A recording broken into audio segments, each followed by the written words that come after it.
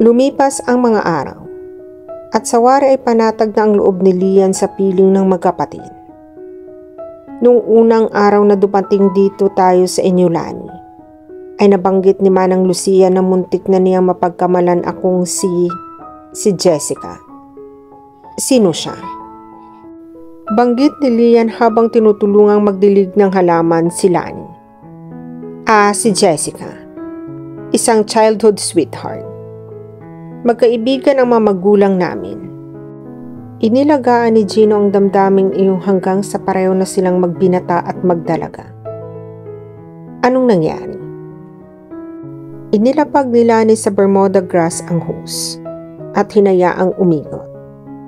Nag-iisang anak si Jessica at talagang close sila ni Gino. Pero pagtingin kapatid lang ang inukol niya para kay Gino. She married me. At sa kabilang bahagi ng bayang ito, nakatira ang mag-asawa at may isa silang anak. Sandaling nag-isip si Lian. Sinong babaeng hindi iibig kay Gino? Tulad mo, mahaba at alon-alon din ang buhok ni Jessica. Kasing edad mo siya halos noon. Halos magkasing taas at magkasing katawan kayo. Sa kulay lamang ng balat kayo nagkaiba. Mistisahin si Jessica. But you're also very pretty sa pagiging kayumanggi mo. Iyon marahil ang dahilan kaya tinulungan ako ni Gino. I resemble Jessica in one way or another. Malungkot na sabi niya. I don't think so. Natitiyak kong hindi dahil doon. Kaya tinutulungan ka ng kapatid ko, Lian. Ngumiting pilit si Lian. Napakawalang utang ng loob niya. Kung sa kabila ng pagtulong ng magkapatid ay nakadama siya ng regret sa anumang motibo na mayroon sa pagtulong sa kanya. Hindi ka na ba nagkaroon ng ang ibig kong sabihin ay pagkatapos ng mag-asawa hindi na niya makuhang itanong ng diretsyo ang gustong itanong. Off and on. Salo ni Lani. Walang seryoso. Karaniwan ay ang mga babae na mismo ang nagbibigay motibo sa kapatid ko. In fact, pagkatapos mag-asawa ni Jessica, ay nanatili si Gino sa Cebu at inaasikasong isa pang negosyo ng papa roon. Mahabang paliwanag nito. May negosyo kayo sa Cebu? Lumalawak ang kuryosidad ng dalaga. Real estate developer. Isang kumpanya ng papa na hindi gaanong aktibo nang maging mayor siya ng bayang ito. Nang mag-asawa si Jessica, ay naging dahilan iyon upang pagkatapos ng management trainee ni Gino, ay pangasiwaan niya ito. Paruot pa rito si Gino upang pangasiwaan ang kumpanya at farm. Hindi, lagi siya sa Cebu. Nitong mamatay ang papa, ay saka siya nagkaroon ng free hand na pangasiwaan ang farm. Ito ang pinakamatagal ng pagtigil ni Gino dito, Lian. Gusto pa sanang idagdag ni Lani na malaki ang pinagbago ng kapatid. Mula nang idating sa farm si Lian, na mas mapilit itong nakitang tumatawa at masaya ang kapatid ngayon. Pero pinigil nito ang sarili. Masyado itong personal. Hindi rin itong gustong umasa. Hindi gusto ni Lani na muling masaktan si Gino. Lalo na't hindi niya alam ang tunay na pagkatao ni Lian. Sa kilos at pananalita, ay makahalatang galing ito sa isang mabuting pamilya. Pero ang higit na pinagtutuunan ni Lani ng pansin, ay ang engagement ring na nasa daliri nito. Kung titingnan, ay nahuhulog na lang ang loob ni Gino dito. At kung titingnan si Lian, ay ganoon din ito. Naroon ang mga lihim na sulyapan ng dalawa pag hindi nakatingin ang bawat isa. Paano kung si Lian pala ay nakatali na sa iba? Isang umaga, ay nabutan ni Lian na inalalabas ng binatang isang puting kabayo mula sa kwadra. Good morning, bati niya. Ngumiti si Gino nang makita siya. Tiningnan ng dalaga mula ulo hanggang paa. Parang bagong bukang bulaklak ang paningin nito sa dalaga. Sweet at fresh na spaghetti strap na summer dress. So I made the right choice nang piliin ko ang damit na iyan. Thank you. Nahihiyang sagot ni Lian. Gusto ko tuloy isipin na nagkamali ako ng propesyong pinili. Makahulugang ngumiti siya. Napatawa ng malakas ang binata. I can assure you, Lian, hindi ko gustong kompetensyahin ang mga baklang fashion designer. Nanunuksong tumingin sa kanya. You have seen me body and soul. Gusto mo na bang higit pang patunay na hindi ako tulad ng iniisip mo? Gino. Saway niya pinamuluhanan ng mukha. Ang akala ko pa naman ay hindi ka nagbablush ang mga babae ngayon. Natatawa itong tukso pa rin. Bakit nga pala kay aga mong bumaba? Kung papayag ka, gusto kong sumama sa iyo sa taniman ng suha. Aba oo. Matagal ko nang gustong ipakita sa iyo ang buong farm. Naghihintay lang ako ng tamang pagkakataon. Marunong ka bang mga bayo? Tanong ng binata. Umiling ang dalaga. Biglang napalis ang ngiti ni Gino. Ang akala ko'y hindi nito tinapos ang sasabihin. Inaasahan mong marunong akong mga bayo? Well, yes. Lumaki akong nangangabayo. At iniisip kong ang lahat na lang ay marunong din ito. Nagkibit balikat ang binata. Si Jessica ba ay marunong? Huli na parang bawiin ang tanong. Namutawi sa bibig niya ng hindi inaasahan. Nagbago ang ekspresyon ng binata. Pumormal ito. Sinong nagsabi sa iyo ng tungkol kay Jessica? Malamig ang boses nitong nagtanong. Kinabahan si Lian. Hindi agad nakasagot. O hindi nabali. Salo ng binata nang makita ang pagkalito nito. Bukas na aklat sa bahay na ito si Jessica. Matabang nitong sinabi. At doon sa tanong mo kanina, hindi lang marunong mga bayo si Jessica. Mahusay siyang mga bayo. Nasaktan si Lian sa narinig. Malungkot na nagsalita. Hindi na pala ako makakasama sa iyo kung ganoon. Maiaangkas kita. Pero gusto mo bang matutong sumakay sa kabayong mag-isa? Huminga ng malalim si Lian. Duwag ako, Gino. May palagay na binatang doble ang kahulugan na sinabing iyon ni Lian. Duwag saan? Sa pagharap ng masakit na katotohanan? Anong katotohanan? Do you drive? Muli nitong tanong. Hindi ko alam. Pero may palagay akong hindi. Kung ganoon, ay tuturuan kitang mga bayo. Mag-drive ng sasakyan at ng lancha. Para sa kanya isang hamon si Lian. Para maging tulad ni Jessica. Iyon ang nasa isip ng dalaga. Hindi ako mahusay na estudyante, Gino. Maiinis ka lang. Huwag mong i-underestimate ang sarili mo, Lian. Matututo ka. At tinitiyak kong mag-i-enjoy ka. Paniniguro ng binata. Pansamantala, ay iaangkas kita patungong suhaan. Hinawakan sa baywang ang dalaga at binuhat pasakay sa kabayo. Pagkatapos ay ito naman ang sumampa. Sandaling nawaglit sa isip ni Lian si Jessica. Ang tanging nasa isip niya ay ang closeness nila ni Gino. Kung maaari nga lang, ay manatili sila ng ganoong kalagayan.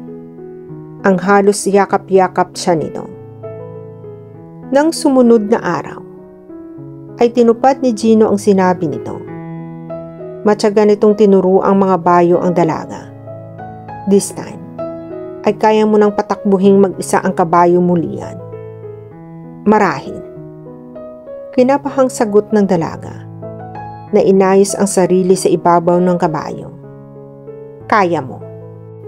Ilang araw na tayong nagtuturuan at nakakasakay ka na ng hindi hinahawakan. Okay, ready ka na. Alanganing tumango ang dalaga. Hinapit ng malakas ni Gino ang kabayo at agad tumakbo ng mabilis. Nabigla si Lian at nawala ng panimbang. Kasabay ng pagtakbo ng kabayo ay patagilid siyang nahulog. Mabilis na tumakbo ang binata papalapit sa kanya. Lian! Namumutlang bulalas ni Gino. Hindi siya magigalaw nito. Sa pag-aalang may nalinsag na buto. Lian, are you alright? I'm okay, Gino. Kitang-kita niyang sindak sa mukha ng binata. Makapal ang mga damong binagsakan ko. Sigurado ka ba? Tumango ang dalaga. Ininspeksyon ng binata ang katawan niya ng tingin. Walang masakit? Ang liig mo. Ang likod mo. I'm alright, Gino. Takot lang ako but I'm alright. Paninigurado niya. I'm sorry, Gino. I failed you. Ang sabi ko sa iyo ay hindi ganong kalakas ang loob ko. Ikaw pa ang humihingi ng sorry. Gayong ako itong may kasalanan. At maingat na binuhat ang dalaga pabalik ng bahay. Nagpipigla si Lian. Ibaba mo ako, Gino. I can walk.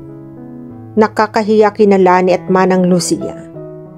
Pero hindi siya pinansin ng binata at tuloy-tuloy na pauwi ng bahay.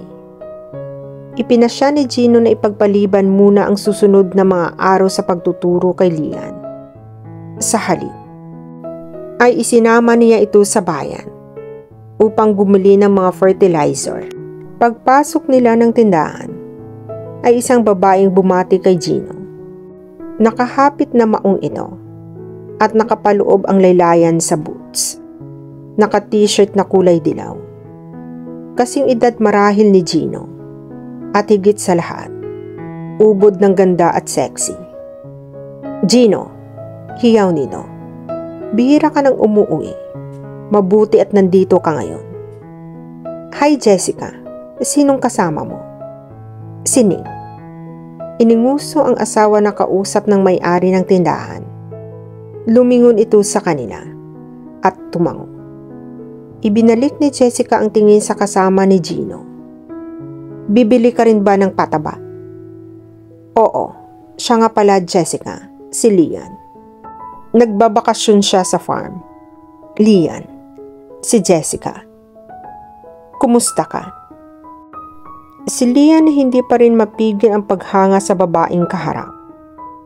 Isang warm and friendly smile ang binatawan ni Jessica. Sana magustuhan mo rito sa amin. Siya naman ang paglapit ni Ning. At muling ipinakilala siya ni Gino dito. Inabot ni Nick ang kamay ng dalaga. So ito ang naging karibal ni Gino kay Jessica. Oh dear. Ani ni Lian sa sarili. Gwapo at macho. At bata lang marahil ng kaunti kay Ronald. Pero hindi niya type ang tulad ni Nick. Para sa kanya, masyadong rag ang dating. Parang iyong mga lalaki sa commercial ng Marlboro. Hindi tulad ni Gino. Hank pero suwabe. Pareho kayo ng buhok, sweetheart. Sinik na inakbayan ang asawa. So I've noticed. Nakangiting sulyap ni Jessica sa kanya. Pumasyal kayo sa Hacienda Gino. Isama mo si Lian. Malimit kang itanong ni Mama. Sinik. Tumango ang binata. Perhaps one of these days. Paano, Gino? Mauuna na kami sa inyo. Nice meeting sa iyo, Lian. Yakagin mo sa bahay si Gino. At maraming akong ikukwento sa iyo tungkol dyan sa kaibigan kong iyan. Ani ni Jessica, nakinindatan si Lian na hindi malaman kung paano ngingiti. Ano ang akala ni Jessica sa relasyon nila ni Gino? Inisip ba nitong girlfriend siya nito? Kumusta si Tita Claire? And say hi to Nicola. Pahabol ni Gino bago tuluyang pumasok sa tindahan. Nanatiling nakatingin sa mag-asawa si Lian. Umandar na ang sasakyan ng mga ito at kumakaway pa si Jessica. Gusto niyang maramdaman ang panibugho dito, pero si just too friendly. Pauwi na ang dalawa ay hindi pa rin kumikibo si Lian. Ganoon din si Gino, seryoso sa pagmamaneho. Si Lian ay si Jessica ang laman ng isip. Hindi katakatakang ibigin ito ni Gino. Maganda na at mabait pa. At muling sumagi sa isip ang pagkakatulad nila ng buhok, na ang tanging kaibahan ay medyo ash ang kulay ng kay Jessica, samantalang puro itim ang sa kanya. Sino si Nicola? Siya rin ang bumasag ng katahimikan. Anak nila. She's 4 years old. She is very pretty. Nagkibit lang ng balikat ang binata, ni hindi nagkunwang hindi naiintindihan kung sino ang tinutukoy ni Lian. Hindi bang nawaan ni Lian ang pagsawa ng kibo ni Gino? Si Jessica ba ang dahilan? Aminin man niya o hindi, mula nang makilala niya si Jessica, ay pinagsikapan niyang seryosohin ang pagkatutong mga bayo. Ilang araw pa, ay nakikipaghabulan na siya kay Gino. I really enjoyed the ride, Gino. Aniya pagkatapos ng isang mahabang mabilis na pangangabayo. Mabilis siyang bumaba at pabagsak na inilatag ang katawan sa damuhan. Ipinikit ang mga mata. Itinali ni Gino ang 2 kabayo bago siya nilapitan. Naupo sa tabi ng nakahigang dalaga at pinagmasdan ang marahang pagbaba at pagtaas ng dibdib niya. Kumuha ito ng damo at marahang pinagapang sa mukha niya, pababa sa leeg. Bitawan mo iyan, Gino. Kinikiliti mo ako. Kinuha ang damo mula sa kamay ng binata. Do you prefer my lips to do the exploring? Tukso ng binata. Tayo nang umuwi. Baka hinahanap na tayo sa bahay. Iwas ng dalaga sa akmang tatayo, pero nakakulong siya sa mga bisig ng binata na nakatukod sa damuhan. Please. Please what? Wala akong ginagawa, Lian. I'm not even touching you. Bulong ng binata na yumuko sa kanya. Muling ibinagsak ng dalaga ang sarili sa damo. Hindi siya makahinga. Gayong hindi naman nakadaiti sa kanya ang mga braso nito. Kailangan kita, Lian. Marahang wika ni Gino, na ang mukha ay kay lapit-lapit sa kanya. Pakiramdam ni Lian ay nanunuot iyong hanggang kalamnan niya.